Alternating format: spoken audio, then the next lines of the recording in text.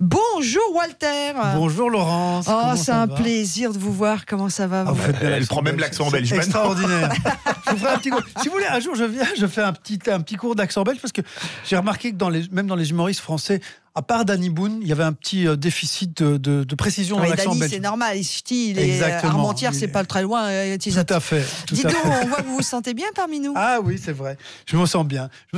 Depuis que je suis ici, je me sens bien avec tout le monde. Même si je vous ai vu, il y a un truc que vous aimez bien, enfin que nous aimons bien sur Sud Radio, c'est sur lequel j'ai un peu un doute, c'est les gens.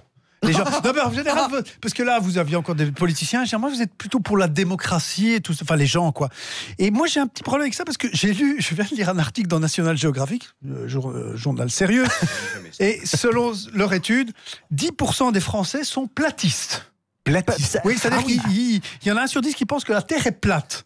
Alors qu'on met les pieds dans le plat. Voilà. Bon, par exemple. Moi, je vous dis, les gens, j'ai rien contre les. Bon, je suis passionné par les gens. Quand on va au bout du monde, on tombe alors. Voilà. Mais à moins que ce sondage ait été réalisé par erreur dans une classe de ZUP en échec scolaire, disons que 10% des gens, c'est plutôt un bon argument contre le suffrage universel. Je sais qu'on parle de politique, mais ça veut dire qu'un jour d'élection, justement, il y a 10% des gens qui disent « Ah, il faut que je fasse attention en sortant du bureau de vote, si je marche trop loin, je vais tomber. » Ah bon? Tu vois? Il y a 10% des gens qui croient ça? Tout à fait. Et puis, c'est un peu débile, en plus, de croire que la Terre est plate, parce que moi, je trouve que ça manque un peu d'imagination. Tu vois? Ok, la Terre est pas ronde. Bon, c'est un peu l'attraction universelle des corps. À partir du moment où les trucs ça grêle, c'est normal que ça soit. Mais à la limite, c'est un gars qui me dirait ouais, la Terre elle est carrée ou triangulaire ou en forme de nichon géant. Tu dis ok. Là, tu dis ok parce que justement, t'escalades l'Everest ou le Mont Blanc, tu dis je suis sur un maxi téton, c'est sympa. Ça boosterait en plus les études en géographie. Mais là, la Terre est plate depuis 10% quoi. Mais 10%. Ils croient qu'on leur ment mais justement, ils croient qu'on leur ment. Et en fait, les gens croient ça parce que quand on leur dit que la Terre est ronde, c'est que les gens croient qu'on leur ment pour leur faire croire que la Terre est ronde. Et d'ailleurs, il y a de plus en plus de gens qui croient qu'on leur ment surtout. Ils croient plus à rien. Par exemple, là, les Américains ont buté le mec de Daesh, et il y a plein de gens qui disent oh, c'est un mensonge. Pourtant, a priori, on le voit sur la vidéo de l'assaut américain, on voit que El Baghdadi, c'est son nom, a été tué. Lui et toute sa famille, El Baghdadi, El Bagmami, El Bagfiston. C'est ma chronique, je dis ce que je veux. Voilà. C'est une chronique explosive. Ah oui, tout à fait. Voilà. Mais c'est tous les jours. Il y en a plein de trucs. Il y a pas les platistes, il y a les antilunistes aussi. Ah oui. Oui, c'est les mecs qui t'expliquent que les Américains, les astronautes, personne n'a marché sur la Lune, qui ont été filmés en studio chez Jackie et Michel. Ou alors t'as aussi les anti-vax. Les anti-vax, ceux qui pensent que les vaccins, ça ne sert à rien et que c'est imposé par l'industrie pharmaceutique. Alors, attention, moi je suis pour le débat, je suis ouvert à la discussion. D'ailleurs, j'ai prévu un invité qui devait nous expliquer que les vaccins ne servent à rien. Malheureusement, il est cloué au lit à cause de la coqueluche. Ce qui n'est pas pratique pour venir, surtout quand on a la polio. Walter, vous pensez que les gens pensent tout ça parce que les infos sont plus dures qu'avant? Mais non, justement, c'est plus facile d'avoir des infos qu'avant. Vous rigolez, c'est l'inverse. Parce qu'avant, on disait, Marignan 1515, par exemple. À une date d'un événement historique, il fallait que tu ailles à la bibliothèque pour être sûr que tu payes ta carte d'adhésion. Mais comme ça ferme à 16h15, toi, t'es arrivé à 14h, mais comme la bibliothécaire, elle n'est pas payée à la performance, c'est une fonctionnaire. Le temps qu'elle te fasse ta carte d'adhésion, il est 16h12, tu reviens le lendemain, tu mets 3 quarts d'heure à trouver le bon bouquin. Quand tu l'ouvres, t'as oublié ce que tu voulais vérifier. Donc tu dis, c'était sûrement vrai. Voilà, c'est ça, comme ça que ça se passait. Alors que maintenant, on te dit quelque chose, t'as qu'à aller sur Google, en 15 secondes, tu vérifies, et t'as encore du temps pour te marrer devant une vidéo de chat après, et éventuellement si t'as vraiment beaucoup de temps à perdre et que t'as pas de femme, tu peux même vérifier l'évolution de la carrière de Katsumi. Donc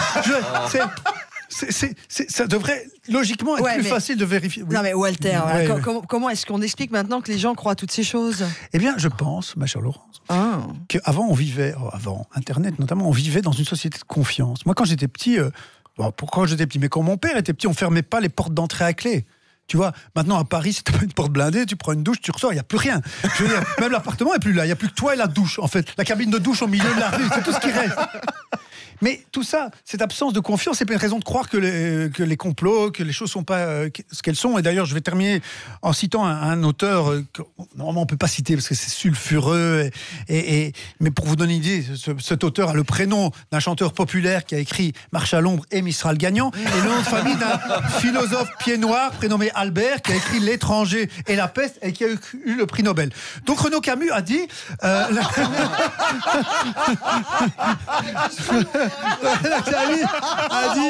a dit la clé du mystère, c'est que la porte est ouverte. Alors évidemment, ça fait un peu sérieux. Alors, parce que on parle de Renaud Camus, tu te crées un peu. Donc, ce que je voudrais faire pour détendre l'atmosphère, si vous me permettez, mon cher Philippe, c'est faire une imitation de Renaud Camus. Parce que je peux, parce que c'est rare, parce que les gens, ils font toujours Chirac. Renaud Camus, c'est vrai que c'est rare. Je fais une imitation de Renaud Camus. J'ai écrit l'étranger et la peste, et aujourd'hui, maman est morte. Voilà, c'est une imitation de Renaud Camus. Voilà. On aurait dit Malraux, tu sais, à la fin. Entre ici, mon c'est Renaud aujourd'hui. Ce qui est bien, c'est que l'adage qui dit les choses les plus courtes sont les meilleures, là c'est bon, ça vous va. Eh bien écoutez, c'était courte. J'ai une question à vous poser, Walter. 10% des Français sont platistes. Ils sont pratiques. Combien de pourcents de Belges, sachant que la Belgique, c'est le plat pays? Eh bien, je ne sais pas. Moi, je suis globiste. C'est-à-dire que je pense que la Terre est ronde.